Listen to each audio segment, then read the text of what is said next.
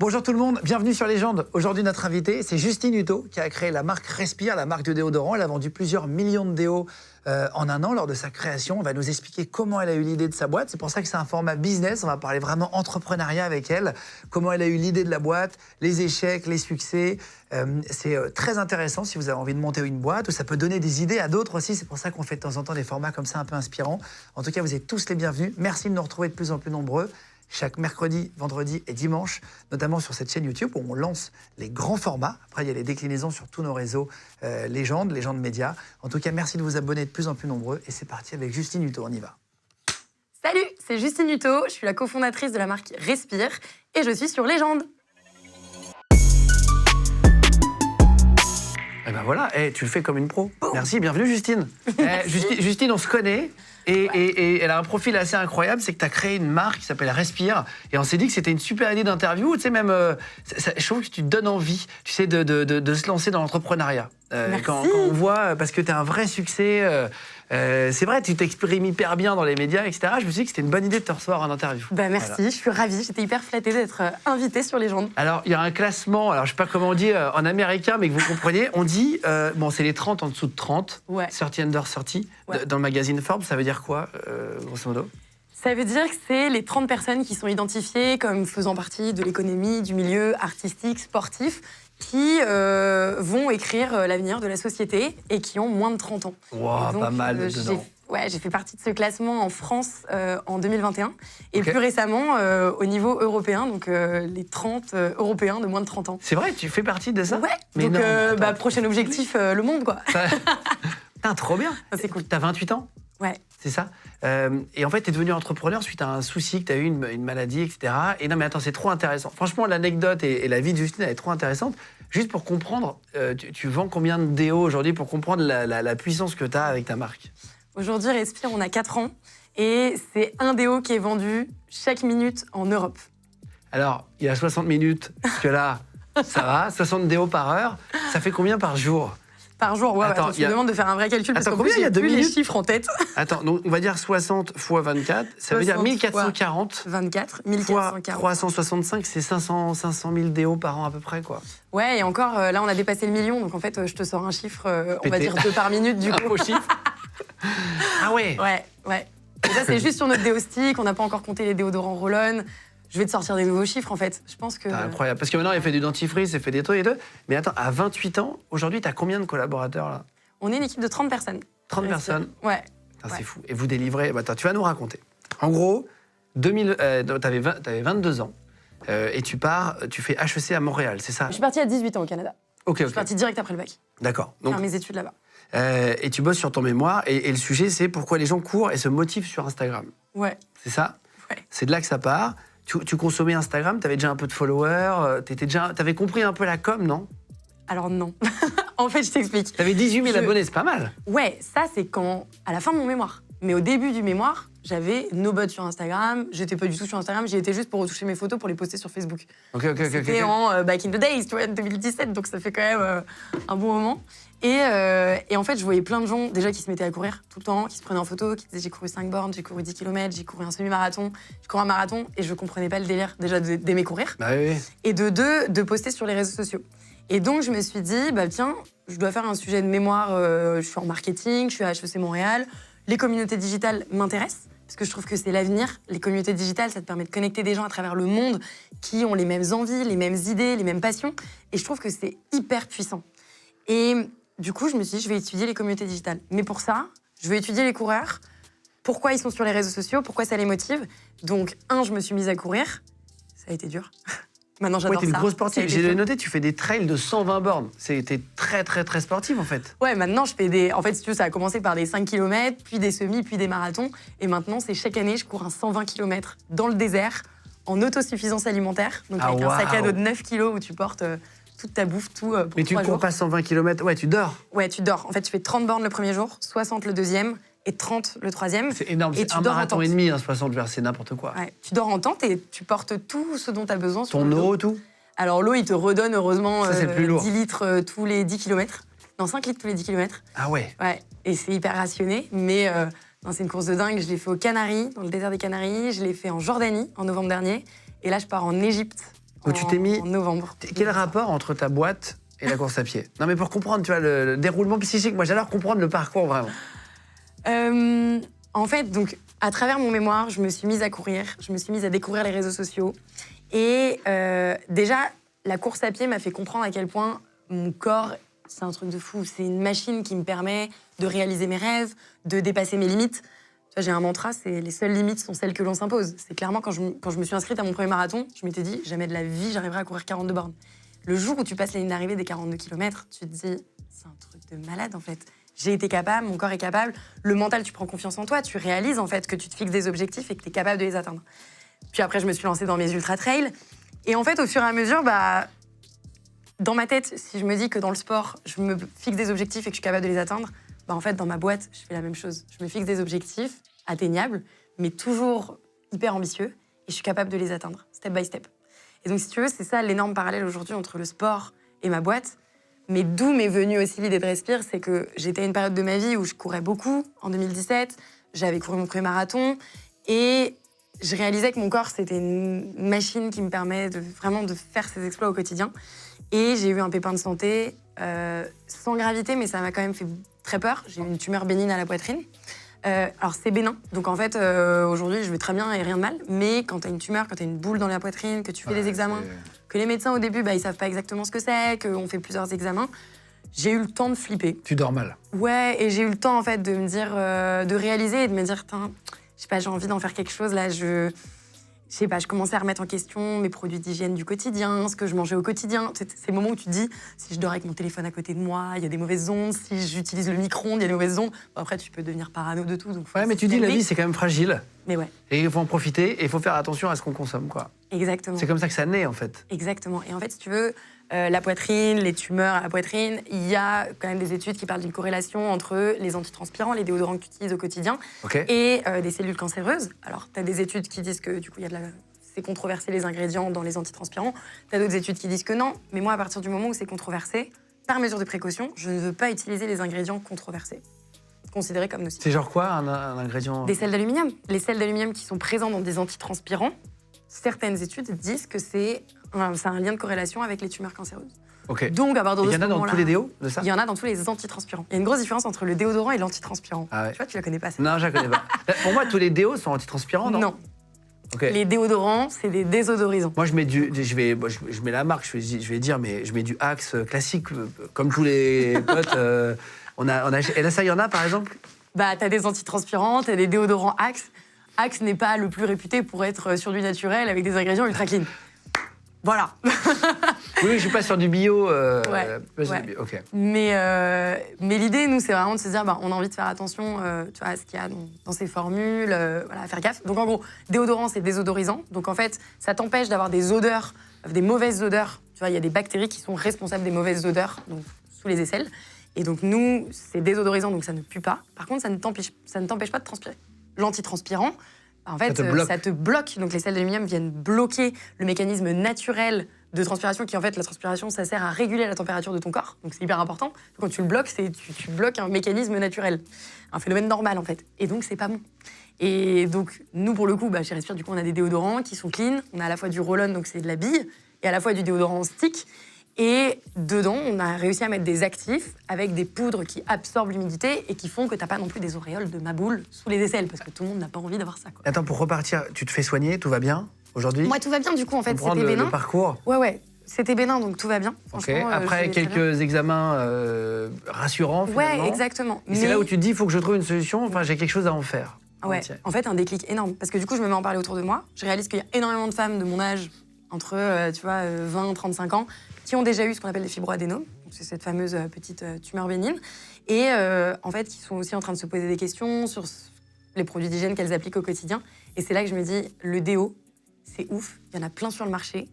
Mais je sens qu'il y a un boulevard, parce que sur du naturel, il y en a quelques-uns, mais ils sont pas du tout agréables à utiliser, ces espèces de pâtes que tu appliques avec les doigts. T'as l'impression que tu dois complètement te travestir et changer tes habitudes, quoi.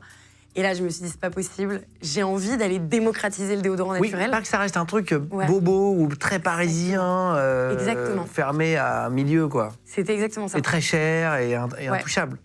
Et en fait, quand j'ai raconté autour de moi, genre à mes parents, mes proches, je lance un déo naturel. Il me riait au nez. Tes parents sont entrepreneurs ou rien à voir? Ouais, mes parents sont entrepreneurs. Mon père, et après j'en ai beaucoup dans ma famille. Ok. Mon père, il a une boîte d'aménagement de véhicules utilitaires, petite PME dans l'industrie automobile. Oui, mais il est entrepreneur, donc il a la fibre aussi, quoi. C'est ça. Donc rien à voir avec la cosmétique, mais quand je lui en ai parlé, alors il a rigolé parce que déodorant naturel, il s'est dit qu'est-ce que tu vas foutre là-dedans, ma fille? Je savais pas que t'avais une passion déodorant. Oui, c'est ça. Personne n'a une passion déo et celle transpi. Mais je trouvais qu'il y avait un vrai challenge et un truc chouette. Et du coup, mes proches m'ont quand même soutenue en me disant... Enfin, ils rigolaient, mais ils m'ont dit, écoute, si t'y crois... Et j'y croyais tellement, j'avais cette flamme au fond de moi qui me disait, mais faut que j'y aille. En fait, et puis si ça marche pas, c'est pas grave. Mais j'ai envie de tester, quoi. Et t'es pas du tout dans un laboratoire, t'as aucune connaissance dans... Comment tu crées une boîte? Comment on fait des déos un matin? Tu te lèves? Un matin. Alors déjà, j'ai un associé, Thomas. Vous êtes deux? Ok. J'ai un cofondateur. On est deux. Tu trouves comment? On s'est rencontrés par potes de potes. Avec Tom, on a eu beaucoup de chance. Intéressant pour ceux qui veulent créer une boîte. Tu vois, pour ça que je te pose toutes les questions. Ouais, mais t'as raison. Il y a plein de gens qui m'écrivent tout le temps comment on fait pour rencontrer un associé. Alors moi, c'est vraiment une chance de dingue. Thomas avait fini HEC Paris, spécialité entrepreneur, donc il avait déjà lancé une première boîte avec des potes. Il avait revendu, c'était dans l'industrie du cinéma, enfin ça n'avait rien à voir avec ce qu'on fait aujourd'hui, très B2B. Il a revendu ses parts et il rêvait de se relancer dans une boîte très B2C. B2C, c'est business to consumer, donc avec un produit que tu vends, le consommateur final, c'est le consommateur lambda comme toi et moi. Et en fait, il rêvait de se lancer dans une nouvelle aventure et il cherchait une ou un associé qui connaisse les communautés digitales. Ok. De l'autre côté, moi, je finissais mes études à HEC Montréal, je rendais mon mémoire sur les communautés digitales, passionnée de communauté digitale, passionnée d'entrepreneuriat parce que j'ai toujours baigné dedans depuis toute petite avec ma famille, mon père. Et j'ai toujours dit, un jour, je serai entrepreneur. Mais je m'étais toujours dit, il me faut des compétences, il faut que je fasse mes armes, j'irai bosser dans des grands groupes. Et vers 40 ans, je lancerai une boîte. Je sais pas pourquoi. Moi, c'était ça ma ligne tracée de vie. 40 ans. Et en fait, je rencontre Thomas à 22-23 ans. Et il me dit, en fait, il faut qu'on se lance ensemble. Quand il m'a dit ça, j'ai regardé, j'ai rigolé, j'étais là, pardon. Et en fait, c'est lui qui m'a donné tout d'un coup cette impulsion de me dire, et pourquoi ce serait pas maintenant? Et j'ai eu confiance en lui. Je pense que, et je le dis souvent, je l'aurais pas fait seul. Je l'aurais pas fait seul, mais Respire, c'est vraiment lui et moi, à 50-50. D'ailleurs, on est à part égale chez Respire. Et on a chacun apporté notre patte, on est ultra complémentaires. Et finalement, je regrette rien, tu vois, j'ai senti... C'est vraiment un coup de cœur professionnel que j'ai eu avec ce gars-là. Et vous lancez une marque sans argent, vous faites comment vous levez les fonds? Comment on trouve de l'argent? Alors, t'as les fonds, t'as les labos, tu me parlais de la cosmétique. Donc déjà, il faut trouver des laboratoires. Donc en effet, on n'était pas chimistes ni l'un ni l'autre. Donc là, on voulait faire du Made in France, absolument. On est parti avec une petite Fiat 500 de ma mère, sillonner les routes de France pour aller rencontrer les laboratoires. Alors ça, c'est simple, tu vas sur Google, puis tu cherches tous les labos qui font du déo. Et puis on allait toquer à la porte des laboratoires. Donc t'as des labos qui nous ont rayonnés. Mais là, t'avais pas encore levé la boîte? Pas du tout. T'avais pas d'argent? Ah là, c'était le tout début. C'est bonjour, tu l'as sonné, quoi. Ah ouais, c'était vraiment ton argent perso pour payer l'essence de la voiture. C'était la voiture de maman, enfin tu vois, tu fais quand même attention. Le tout début, quoi.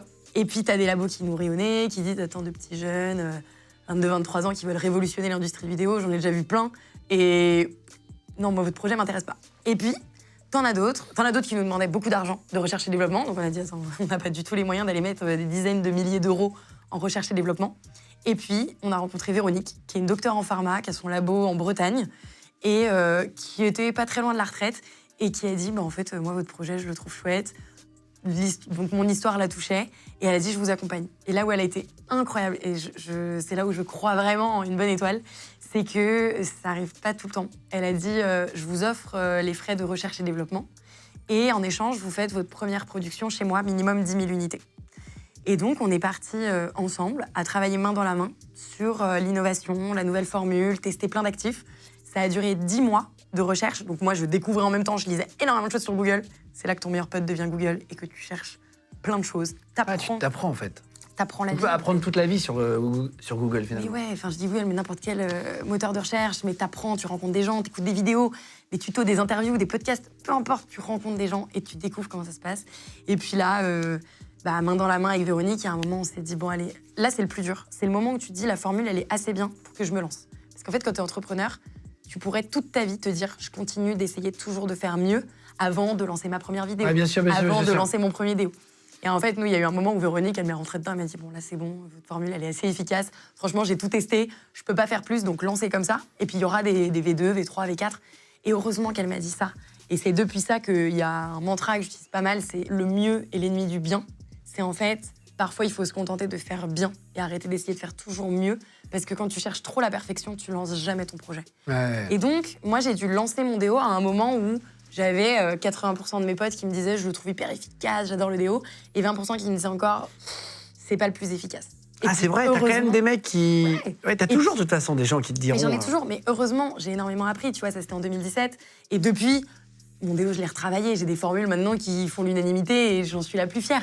Mais au tout début, il faut aussi être capable de se dire, je me lance même quand mon projet, il n'est pas abouti.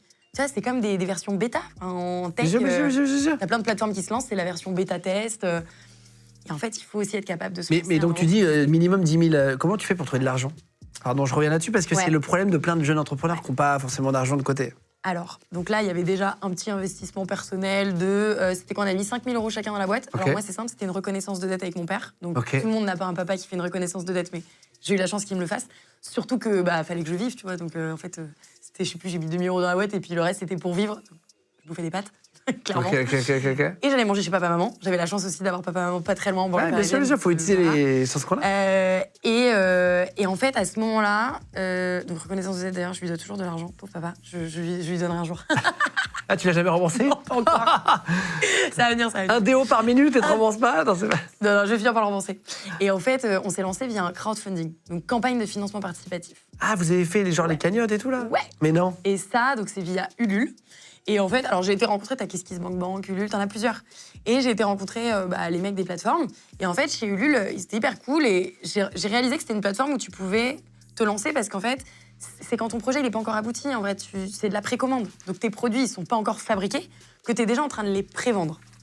Et du coup, alors j'ai bossé quand même pendant 3 mois pour préparer toute la campagne, avoir des messages impactants, avoir des jolies photos pour donner envie, avoir une vidéo impactante. Oui, tu lances pas ça non plus n'importe comment. Tu vois, on se dit pas maintenant on lance une boîte, demain on lance une campagne. Enfin, je pense qu'il faut quand même le préparer un minimum, c'est la clé du succès de la campagne. Et on a fait une vidéo de lancement qui dure 2 minutes, où c'est moi face caméra, c'était Thomas le réalisateur, donc mon associé, on était vraiment 2 avec une vidéaste. Et on a fait cette vidéo où face caméra, c'est plein de plans hyper dynamiques. Je raconte mon projet, je raconte mon histoire personnelle et j'appelle aux gens à me soutenir. Et en fait, la vidéo a fait un buzz énorme. C'est-à-dire qu'on a fait 3 millions de vues sur les réseaux sociaux. Énorme. Dont, attention, tiens-toi bien, 1,5 million sur LinkedIn. Ce qui n'était absolument pas prévu. Ouais. Mais en fait, j'avais un compte LinkedIn avec 400 personnes. C'était mes potes étudiants au Canada. Ils ont tous repartagé. Et en fait, ouais, il y a une espèce de boule de neige où, tu sais, sur LinkedIn, tout le monde n'est pas hyper familier avec ce réseau social. Mais en fait, dès que quelqu'un like, ça a le pouvoir d'un partage. Parce que Guillaume Play like la vidéo de Justine sur LinkedIn. Tous les gens qui te suivent sur LinkedIn vont voir sur leur fil d'actualité Guillaume Play a liké la vidéo de Justine. Et elle se déclenche automatiquement. Donc, il faut s'assurer d'avoir un hook de 2 secondes qui soit assez puissant pour que les gens aient envie de regarder la vidéo. Puis il s'avère que c'était moi, gros plan, face cam. Salut, moi c'est Justine, la fondatrice de Respire. Déodorant naturel, blablabla, et je racontais toute mon histoire. Et en fait, cette vidéo, il y a tellement de gens qui l'ont liké que ça a fait un effet boule de neige où elle a tourné sur la toile. Et donc, mon crowdfunding, pendant 1 mois, que des gens qui venaient, qui décidaient de nous soutenir, qui achetaient le déo, enfin qui précommandaient le déo. Et en fait, j'ai levé 250 000 € en 1 mois sur le crowdfunding en prévendant plus de 20 000 déodorants, quoi. Oh là là, donc tu avais déjà dépassé le truc, tu pouvais lancer la première production, 7006% de réussite. Ouais. Et là, tu as dû voir les chiffres monter, tu as dû dire, attends, c'est incroyable, etc. C'est un truc de malade. Ah bah c'est là, si tu veux, le vrai tremplin de Respire, c'est là. Tu vois, quand je me suis lancée avec Thomas, on se disait, bon, on se lance et puis on verra. Et en fait, non, tu te rends compte que... Il y a une demande. À ce moment-là, il y a une demande. Et en fait, tu prends une responsabilité dans la figure parce que, OK, j'ai vendu plus de 20 000 déodorants. Maintenant, il faut que je les fabrique. Ah ouais. Il faut que je les livre. Faut que je les livre. Faut qu'ils plaisent. Enfin, ah ouais, que les déodorants plaisent. Ça. Et puis après, derrière, il faut lancer toute la boîte. Il faut lancer un site internet. Faut recruter. Tu sais qu'au début, moi... C'est pas le plus facile. Moi, au début, je me suis dit, à la limite, les déos, on va en vendre quelques centaines, peut-être quelques milliers si on y arrive, mais... Je pensais vraiment petit. Je ferais les cartons moi-même. Mais voilà, je m'étais dit, je ferais les cartons moi-même, j'irai les livrer à vélo, ce sera trop cool, ça fera de la com. Mais pas du tout. En fait. Pas du tout. À ce moment-là, tu prends un logisticien, tu découvres le milieu. Plein de métiers. Plein de métiers. Et tu réalises en fait que ta boîte, il faut la structurer. Et du coup, là, j'avais 24 ans. Et j'ai pris une claque dans ma figure.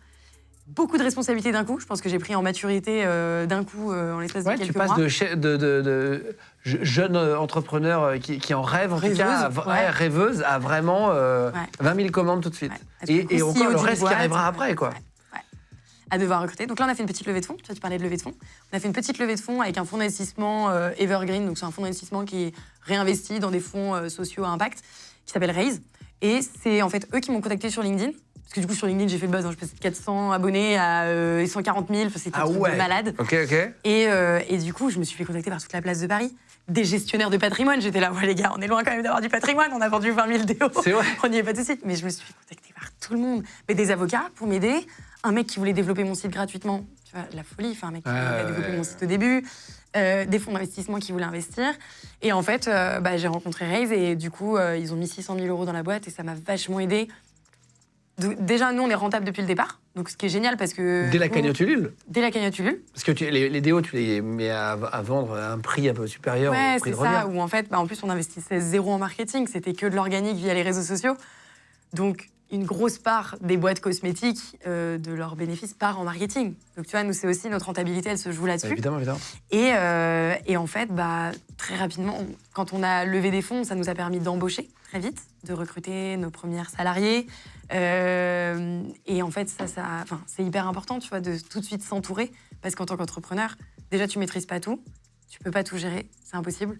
Et il faut être capable de recruter des gens qui sont largement meilleurs que toi. Et tous vos produits sont made in France? Ouais, tous nos produits sont made in France. Alors, on va faire un petit truc. Je vais te citer des inventions. Tu vas me dire si d'après toi, c'est made in France ou pas. Oh, wow. En fait, je savais pas, mais en France, on a inventé quand même beaucoup de choses. Ok. On est quand même assez solide sur l'entrepreneuriat, sur les inventions et tout ça. Je suis pas sûre d'être calée sur tout, on va voir. Est-ce que je te dis plein de choses. Est-ce que la carte à puce, c'est français? Vraiment, je sors plein d'inventions, tu me dis oui ou non. C'est français. Non. C'est français Ouais, Roland Moreno, exactement. C'est lui qui a inventé la carte à puce. Non, mais on a inventé trop de trucs. Le soutien-gorge. Ah, je dirais que oui. C'est français, effectivement. Ouais. La livraison, on est fort en textile. la livraison de nourriture. Oui, avec le lait au début. C'est pas français. Ah, c'est dans le Michigan. Ouais, non, c'est Dominique's et qui est devenu Domino's Pizza. Ça a été les premiers au monde à livrer de la nourriture. Mais moi, je pensais au laitier d'avant. C'est vrai, t'as raison. Le lait. Ah, t'as raison. Mais c'est vrai que oui. Le Kawaii. Ah bah oui. Léon Duhamel crée Kawaii en 1965. Ouais. La grève, est-ce que c'est français ou pas? J'aurais envie de dire oui. On est en ce moment dans une grosse campagne de grève, pendant qu'on tourne, etc. Et ben non, c'est égyptien. C'est les Égyptiens qui ont inventé la grève et tout. C'est les serviteurs, à l'époque des Égyptiens, en 2100 avant Jésus-Christ, qui ont décidé de cesser de travailler pour mettre la pression au gouvernement et réclamer 2 galettes de nourriture supplémentaires. Et c'est eux qui ont inventé la grève et de là où ça vient. Donc la grève n'est pas made in France. La grève n'est pas made in France, mais c'est bien égyptien. Le sèche-cheveux. Ah.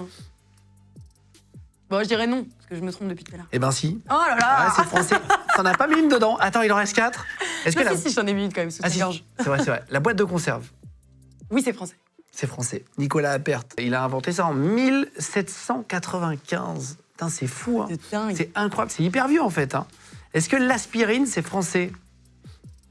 Allez, ouais. Eh ben non. Oh là là, c'est américain. Ça a été créé par Felix Hoffmann en Allemagne en 1897. Ok, ouais. Est-ce que la tectonique, voilà, on part vraiment dans tous les styles, hein, et on sort vraiment les trucs les plus nuls. La tectonique, non, je suis sûre que c'est pas venu de France. Eh ben c'est français. What? Voilà, on n'a pas inventé que des belles choses en France. On a inventé la tectonique en 2000 lors des soirées Tectonic Killer. C'était au Métropolis dans le Val-de-Marne. C'est une boîte qui est au-dessus, on la voit quand on roule vers Paris, il y a marqué Métropolis. Et en fait, c'était des rendez-vous, ils ont inventé un style et tout, qui n'était pas forcément le plus réussi. C'est tellement drôle. Est-ce que les lunettes de soleil, on va parler un peu d'élégance aussi, est-ce que c'est français ou pas? L'invention de la lunette de soleil, c'est ça que tu me demandes. Ouais. Après, est-ce qu'on les produit en non, France bien sûr, aujourd'hui? non. Celui qui a inventé la paire de lunettes pour pouvoir aller au soleil. Bon, je dirais que oui, alors. Eh ben non. Oh non, c'est pas notre bon Alain Afflelou. C'est ça. De 1752. En fait, c'est hyper vieux. Je croyais que les lunettes de soleil, ça a été inventé vraiment il n'y a pas si longtemps que ça. C'était pour aider la vue. Ils se sont rendus compte déjà. C'était où? C'était en Angleterre. C'est les Anglais qui ont inventé la lunette de soleil. Voilà. C'est marrant. Non, mais c'est rigolo parce qu'on a tapé invention française. En vrai, il y a quand même beaucoup de choses. Là, on a fait exprès d'aller chercher des trucs pas que français pour que ça soit drôle et tout. J'adore. Mais en vrai, une grosse partie, tu vois, le cinéma, tout ça, cool. à l'époque et tout, c'est français, quoi. Ah, c'est trop bien. Après, grosse diff à faire entre invention française versus made in France, qui est production française. Exactement. Parce qu'aujourd'hui, made in France, en fait, tu peux claimer made in France dès lors que l'assemblage final est fait en France. Mais tu peux avoir tout. Tu as une voiture. Si l'assemblage final est en France, c'est du made in France. Par contre, toutes les portions de la voiture ont été fabriquées ailleurs. Mais ça, c'est pas grave. Donc en fait, maintenant, on commence, c'est un peu limite, ça. on commence à réglementer un peu le Made in France pour mieux le comprendre. Tu vois, le slip français, Guillaume, il bosse énormément, Guillaume Gibaud, le fondateur du slip français, pour relocaliser en France des usines de textiles. À Troyes, notamment, il a créé une grande usine, en fait, pour être capable de fabriquer français. Ah, s'ils prennent du tissu, genre vietnamien, des trucs indiens, clac, ils montent ça en France, ils cousent le truc, c'est Made in France. Bah, tu rajoutes juste même un logo en France, tu peux dire que c'est Made in France. Mais non. Ouais, la réglementation est assez limitée. Il faut faire attention. Donc nous, quand je dis que Respire, c'est du Made in France, c'est que oui, ça a été créé en France, mais c'est surtout que tous nos produits, de nos packaging jusqu'à la formule, les laboratoires, tout est fait en France. Ah, c'est-à-dire que tu prends une paire de tennis, tu mets une petite virgule d'une marque, et ça y est, c'est Made in France. Ouais. Ah, waouh, ok.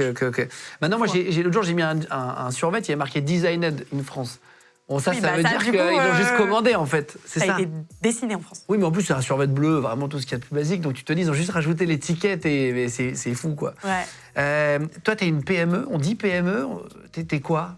C'est marrant parce que le mot PME, en fait, comme je vais pas être cool. Mon père, il a une PME. Il a toujours dit, moi, j'ai une PME. Je trouve que ça fait un peu... c'est une petite boîte, donc qui n'est pas très grande. Je crois que PME, c'est... 50 salariés, non? C'est 50, jusqu'à 50 salariés. Il me semble que c'est ça. De tête, hein, mais j'ai pas vérifié.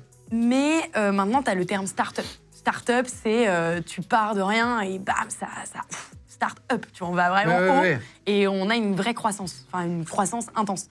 PME, j'ai plus l'impression que tu décris une boîte qui est bien installée, mais qui n'a pas une croissance de dingue. Et je pense d'ailleurs que c'est ça les définitions. Ok. Donc l'objectif n'est pas d'exploser. Ouais. Donc nous, Respire, c'est clairement une start-up. Enfin, tu vois, on est encore au début, on est quand même 30 personnes, on accélère, on fait énormément ça fait que de 4 ans chaque année. Ça fait que 4 ans. Pour parler du bon côté, tu me dis si ça te dérange, et il n'y a pas de problème, mais aujourd'hui, tu arrives à te verser un salaire correct. Tu disais qu'au début, c'était difficile. Ouais. Moi, je trouve ça bien aussi que les entrepreneurs qui marchent disent qu'ils gagnent bien leur vie, parce que ça donne aussi envie d'avoir des modèles, en fait. Ouais, c'est hyper important. Nous, au départ, quand on a lancé Respire, on s'est fixé une deadline avec Thomas en se disant si on n'arrive pas à se payer d'ici 1 an et demi, on arrête le projet. Parce que pour nous, c'était se dire, si dans 1 an et demi, on ne se paye pas, ça devient quand même très dur pour nous. Enfin, c'est beaucoup de boulot. Personnellement, tu fais énormément de sacrifices. Et puis, on a les compétences pour aller chercher un CDI ailleurs.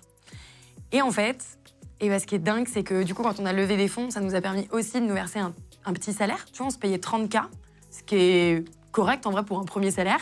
Et on versait 30K au début, pendant assez longtemps. Tu parles de 30K par an? Ouais, 30K par an, oui, pardon. Non, parce que sinon... 30 000 euros par jour. Non. Sinon, ça va être déformé après. Non, 30 000 euros par an, pardon, on parle beaucoup en salaire annuel. Donc net. Okay. Et donc après, nous, on repaye des impôts aussi derrière, tu vois, mais je sais plus, ça faisait genre, j'avais 2 000 euros par mois, un truc comme ça. Et c'est très bien, tu vois, pour vivre. Et donc, on s'est lancé avec ça juste après avoir levé des fonds. Donc nous, ça nous a permis aussi, on pouvait pas se payer des vacances de dingue ni des restos de dingue, mais tu te dis, j'arrive quand même à vivre et puis je déjà, mon loyer d'un petit studio. Bien sûr. Et derrière, on est resté à ça pendant 2 ans, où on était les moins bien payés de la boîte, en fait. Et on s'est augmenté à 50K, donc 50 000 euros par an. Et je peux te dire que le jour où on s'est augmenté, mais genre énorme fierté, tu vois. Tu te dis, en fait, tu vois l'argent qui tombe sur ton compte, 50 000 euros par an, ça fait 2008 ou à peu près 3 000. Oui, c'est ça, à peu près.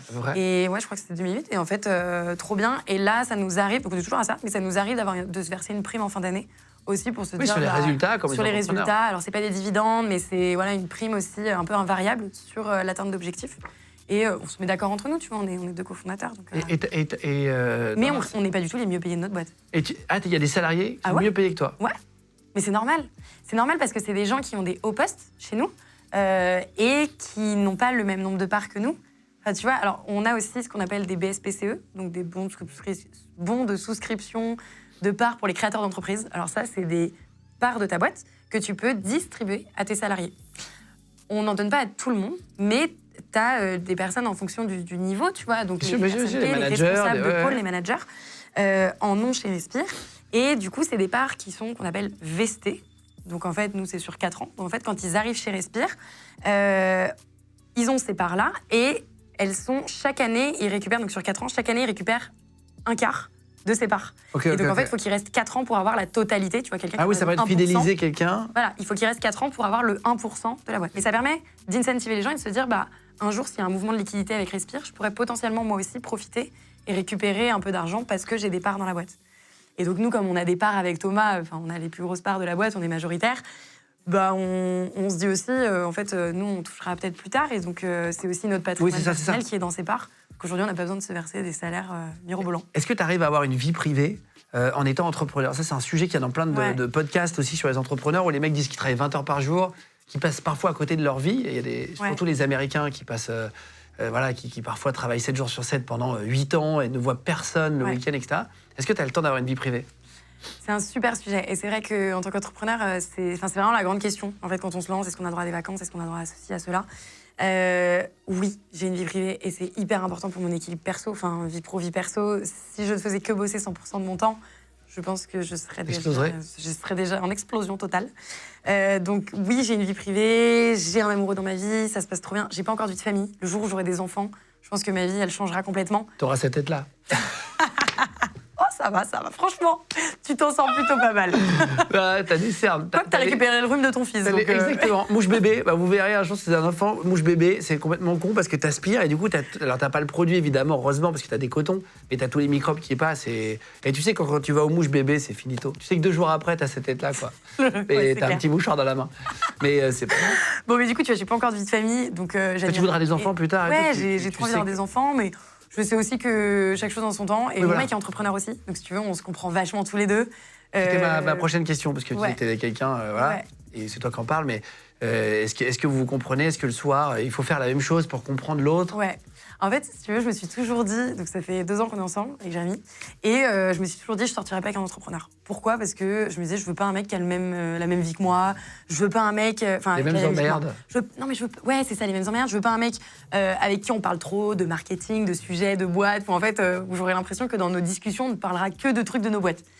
Et du coup, je me suis dit, moi, je veux un mec qui fait un truc complètement différent, je sais pas, un chirurgien, un avocat, quelqu'un qui va m'apprendre quelque chose, tu vois, que je comprends pas. Puis finalement, j'ai un entrepreneur, mais qui est tech. Donc en fait, lui, il code et il fait des trucs que je comprends pas du tout. Oui, vous avez d'autres sujets de discussion. Donc en fait, que le marketing. Ça m'éclate et j'adore parce que j'apprends beaucoup avec lui. Mais c'est surtout qu'on a en fait la même vie, c'est-à-dire qu'on se comprend énormément sur notre rythme de vie. Je rentre le soir, c'est bête, mais encore hier soir, je rentre à 20h30 parce que je me dis, tiens, je vais pas rentrer trop tard. On avait dit qu'on se posait ensemble tous les deux. Et en fait, je rentre et j'ai encore du taf. Et il est OK avec ça. Et en fait, j'ai fait à manger. Alors, c'est un peu triste, mais on était en plein dîner. J'étais encore en call avec mon associé. Ah, c'est vrai? Ça arrive pas du tout à chaque fois. Tu fais quoi comme horaire, qu'on comprenne quand vous montez une boîte, quelqu'un qui bosse dur, c'est quoi? J'arrive au bureau à 9h30. Je suis pas du tout une lève méga tôt parce que j'ai besoin de bien dormir pour être en forme. Okay. Donc j'arrive au bureau à 9h30. Pas après. Enfin, en tout cas, je commence tout le temps à bosser à 9h30. Après, quand je me réveille, je suis direct avec mon téléphone. Je suis déjà en train de faire des mails. Je suis déjà en train de répondre à des Slack. C'est notre canal de discussion interne avec mes équipes. Donc en fait, c'est une application qui permet de... Voilà. Donc en fait, je suis déjà un peu en train de bosser, mais le moment où je me pose à mon bureau, ou alors que je commence un rendez-vous, parfois je vais petit déjeuner avec des entrepreneurs ou des journalistes, ça peut commencer un peu plus tôt à 8h30 ou à 9h, mais disons 9h30 de manière générale. Et je termine, j'essaye de pas quitter le bureau après 20h30. Ok. Mais 19h, si je pars à 19h, c'est tôt, tu vois, pour moi. Oui, je comprends. Donc en fait, des petites journées de 10h, 11h, quoi. Ouais, et le midi, je fais pas vraiment de pause. Enfin, tu vois, souvent, c'est des déjeuners de boulot. Ou alors, si je reste au bureau, bon, parfois j'essaye de quand même manger avec mon équipe. C'est hyper important d'avoir ces moments off avec son équipe. Et moi, j'adore. Je me nourris de l'énergie de mon équipe, donc j'ai besoin qu'on échange. Je comprends. Ces moments informels. Mais sinon, j'ai des déj de boulot, j'ai des interviews en plein déj, tu vois. Ah, c'est ça. On est le midi, là, pour vous sachiez. Voilà. Donc, en fait, on enchaîne des trucs. Et donc, et je bosse 5 jours par semaine, clairement, du lundi au vendredi. Le week-end, je coupe.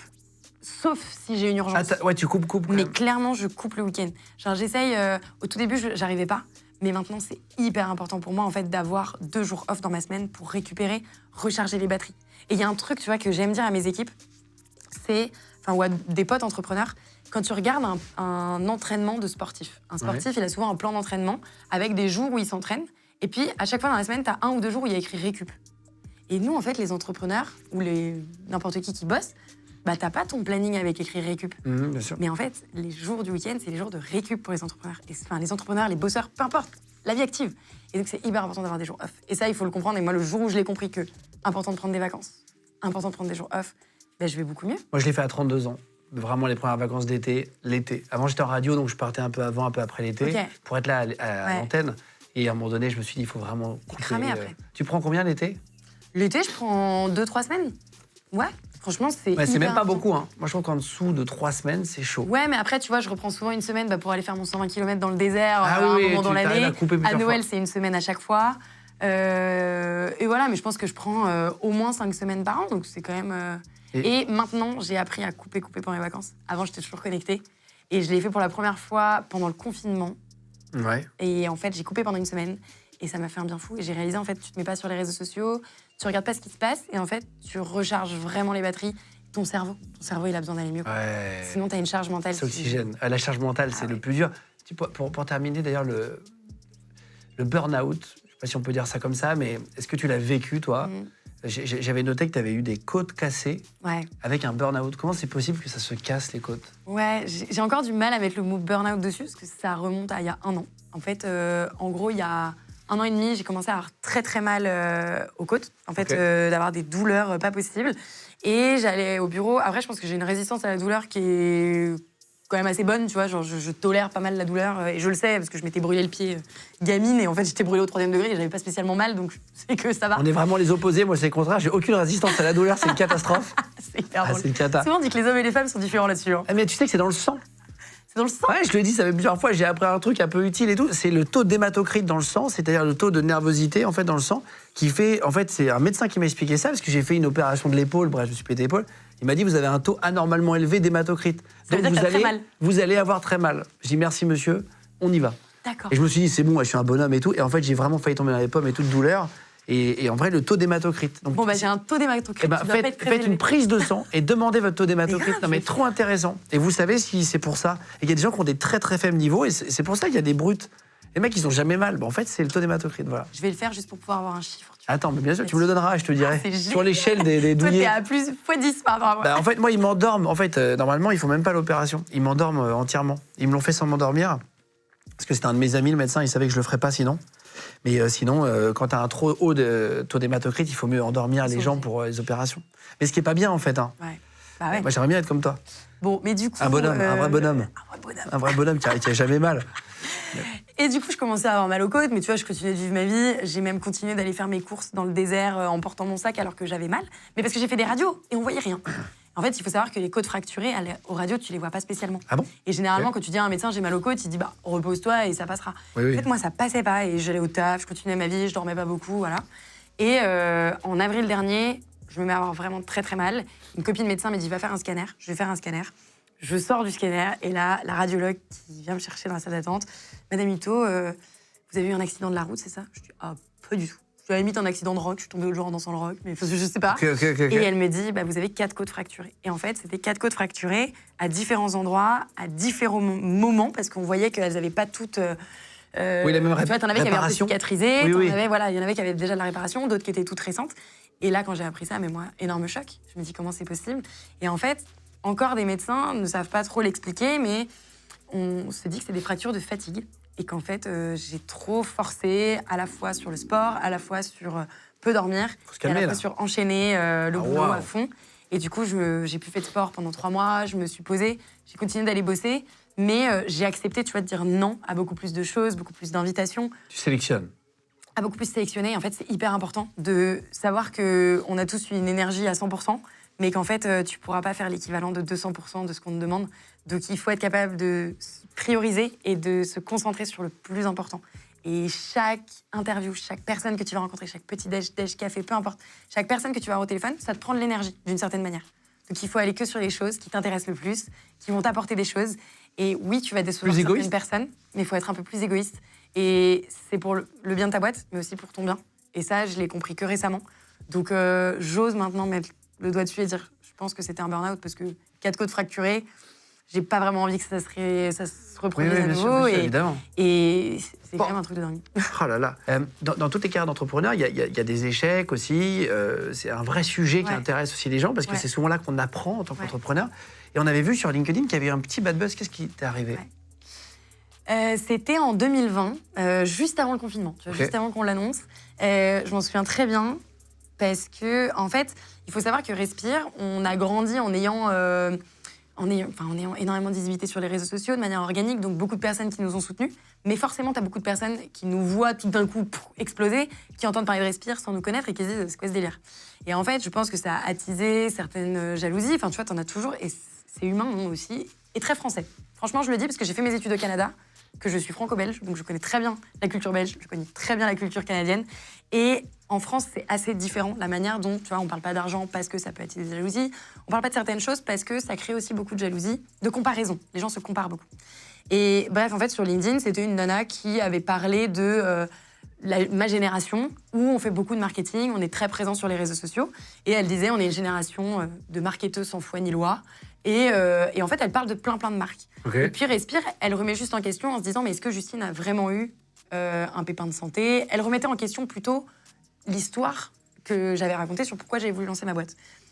Et c'était très court, mais il s'est avéré que comme elle a illustré l'article avec ma photo, en fait, les gens ne voyaient que ça. Et du coup, y a plein de gens même qui ont liké sur LinkedIn.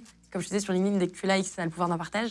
Qui ont liké sur LinkedIn juste parce qu'ils voyaient ma photo, mais qui n'avaient pas compris que c'était un truc un peu haineux sur moi. Oui. Et en fait, ça a fait le buzz. Il y a eu plusieurs dizaines de milliers de commentaires. Alors, des gens qui me défendaient complètement. Et des gens qui disaient, bah ouais, on n'a jamais compris Respire, pourquoi ça existe, c'est du bullshit, c'est du greenwashing. Et en fait, je l'ai pris, mais de pleine face. En mode, toute jeune, tu vois, ma boîte, elle avait 1 an, même pas 1 an. Et je prends ça dans la figure. En plus, je suis en train de me dire, c'est hyper personnel, parce qu'on touche à mon histoire. Est-ce que je dois partager mes examens médicaux sur les réseaux sociaux? Oh là là. Tu vois, c'est un truc ultra perso.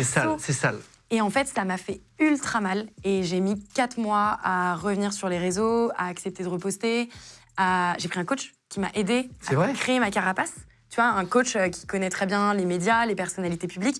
Et moi, en fait, je suis devenue un peu une personnalité publique sans le vouloir. Enfin, en fait, tout d'un coup, les gens se mettaient à parler de moi, alors qu'en fait, j'ai juste lancé ma boîte et que, oui, je l'incarne. Donc, en fait, j'ai envie de dire, la phase publique. Il faut que j'assume, tu vois, bien sûr, que je prends la parole. Mais ça fait hyper mal parce qu'en fait, les gens, quand ils t'agressent sur les réseaux sociaux, ils en parlent, eux, en étant derrière leur écran et en ayant presque l'impression parfois que t'es pas humain. Tu sais, ils vont se dire, de toute façon, je balance ça sur cette personne parce que c'est ce que je pense, mais ils oublient qu'il y a un humain derrière avec des émotions, avec des sentiments, avec une famille, et qui avec est touché, des proches, bien sûr. touché. Et en fait, j'ai dû prendre un coach qui m'a aidé à créer ma carapace, déjà pour protéger mes proches, pour me protéger moi, et pour apprendre à savoir réagir à ce genre de situation, et à faire la part des choses entre la personne qu'on critique, la vérité, et qui je suis. Et ça a été hyper dur. Mais aujourd'hui, alors je touche du bois, il y en a sur la table, mais en fait les gens sont plutôt bienveillants. Enfin tu vois, je pense que avec le temps, c'est assez bienveillant. Ça l'a pas été au début. Enfin il y a eu quelque chose haineuse. Et maintenant c'est plus dès qu'il y a des gens qui critiquent, tu vois, Respire. T'as 2 types de critiques. T'as des critiques constructives qui sont des gens qui disent j'aime pas ton produit, il me convient pas. Dans ce cas génial, parlons-en et tu vas m'aider à développer le meilleur produit, à développer ma boîte. T'aimes pas la manière dont je communique, on va échanger pour voir en fait c'est quoi tes conseils pour que je fasse mieux. Puis t'as des critiques haineuses qui sont juste là pour te casser en deux, te mettre des bâtons dans les roues. Ça fait super mal. Et en fait ces personnes-là, en fait je leur dis juste vous parlez de choses que vous ne connaissez pas. Venez me rencontrer, venez dans mes bureaux, venez voir comment on travaille. Et en fait vous pourrez parler de ce que vous connaissez. Il n'y a jamais personne qui est venu. Mais un jour, je ferai la porte ouverte des haters. Tu vois, c'est genre, venez nous voir, aujourd'hui, on vous dévoile tout. Mais je pense qu'en fait, à un moment, les gens qui parlent sur les réseaux sociaux, c'est des gens qui sont pas face à toi, qui ne savent pas de quoi ils parlent spécialement, qui ont entendu des choses, qui les interprètent à leur manière, qui amplifient. Donc en fait, les réseaux sociaux peuvent faire très très mal et les gens oublient tout le temps qu'on est des humains derrière et que on a besoin aussi avec des sensibilités, quoi. Ouais. Et est-ce que tu as déjà eu parce que là, on sent le parcours et tout qui est incroyable. Est-ce que tu as déjà eu des échecs? Ça, c'est assez intéressant pour voir ce que tu en as appris. Il y a plein d'échecs dans la vie, mais moi, j'appelle pas ça des échecs. Je pense que c'est des moments de down, des moments difficiles, mais des moments avec lesquels il faut vivre. On a tous des faiblesses. Tu vois, ce bad buzz que j'ai vécu, je pourrais dire que c'est un échec, mais ça m'a fait mal. J'ai eu des moments où j'ai eu des retours de partenaires financiers même, de personnes qui n'ont pas voulu me soutenir alors que j'y croyais à fond. Et du coup, oui, c'est comme un échec. Des portes, tu vois, on est chez Monoprix, chez Sephora, on est en pharmacie. Il y a eu des retailers qui n'ont pas voulu m'ouvrir. Oui, je peux le vivre comme un échec, mais en fait, je me dis plus, ok, je voulais aller par là, ça se passe pas comme prévu, je prends une autre route. Et puis après, tu as des échecs plus personnels, mais j'aime pas ce mot échec. Tu vois, ma maman est malade, elle a un cancer, on a appris il y a 1 an et demi. C'est hyper dur. J'ai vu que tu mettais sur les réseaux. Ouais, et ça a été hyper dur. Franchement, quand on l'a appris, alors tu vois, je sais même pas dire si c'est un mot échec ou quoi, c'est plus un mot genre, c'est une phase hyper dure à vivre en famille, une phase hyper dure à vivre personnellement, surtout quand tu... De toute façon, personnellement, peu importe ce que tu vis, ta vie pro, elle est forcément impactée à un moment. Évidemment. Tu peux pas être quelqu'un blanc ou noir. Non. Et c'est mon expression souvent, personne n'est tout blanc ou tout noir, on est souvent dans le gris en fait. C'est ça. Tu peux pas dire aux gens, en fait, quand tu passes la porte du bureau, tes émotions, tu les laisses dehors. C'est pas possible. Tu rentres, t'es un humain, tu rentres avec ce que t'as, quoi. Et du coup, ça a été très, très dur. On a énormément de chance parce que c'est un cancer qui a été détecté assez tôt, cancer très rare des voies biliaires. Et elle est sur plein de tests. C'est du test expérimental, enfin des traitements, un traitement expérimental pour le coup.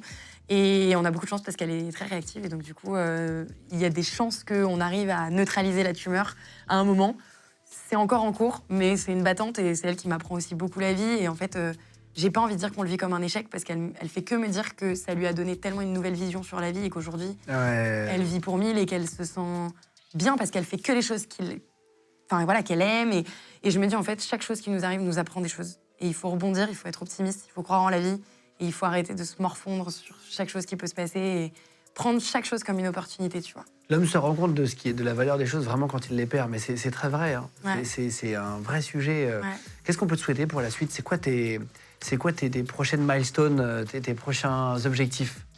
Parce qu'on peut me souhaiter déjà, si c'était 1 déo par minute, c'est que ce soit bientôt 10 déos par minute. C'était déjà 2 déos par minute en fait. On va dire 1 déo par seconde, ça veut dire 60 par minute. Tu as un objectif de grossir en termes de collaborateurs, de ventes. Comment ça se passe pour terminer? C'est difficile d'avoir des objectifs chiffrés. Je pense que tu vois, notre équipe aujourd'hui, on l'a bien structurée pour être capable de croître, de faire x2, x3.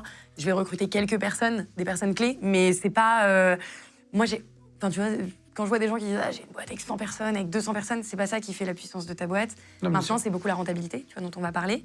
C'est ta croissance. Donc nous, on a quand même une croissance de quasiment x2 chaque année. Donc on est hyper fiers, on arrive à le tenir. On est dans 3000 points de vente. Sephora, les pharmacies, on fait 50% de notre chiffre sur notre site. Donc aussi faire grandir notre site parce que c'est génial d'avoir cette relation directe avec nos consommateurs. Et parfois, j'ai un peu l'impression d'être schizophrène. Tu vois, quand tu as une boîte où tu es à la fois sur ton site internet, donc tu parles en direct aux clients et à la fois via Monoprix, Sephora et les pharmas, bah, tu parles via un intermédiaire. Donc en fait, c'est assez dur de gérer ça. Mais ce qu'on peut nous souhaiter, c'est de réussir à faire grandir Respire, à faire que les gens testent nos produits. On a beaucoup de produits solides, tu vois, pour embarquer les consommateurs dans leur transition écologique. Donc de tester des déodorants solides, des shampoings solides. Je confirme, mais on a déjà filé. Hein. Et je les utilise en plus, et je te l'ai dit avant, donc je peux le redire à l'antenne. Tu m'as déjà filé, on se connaît bien.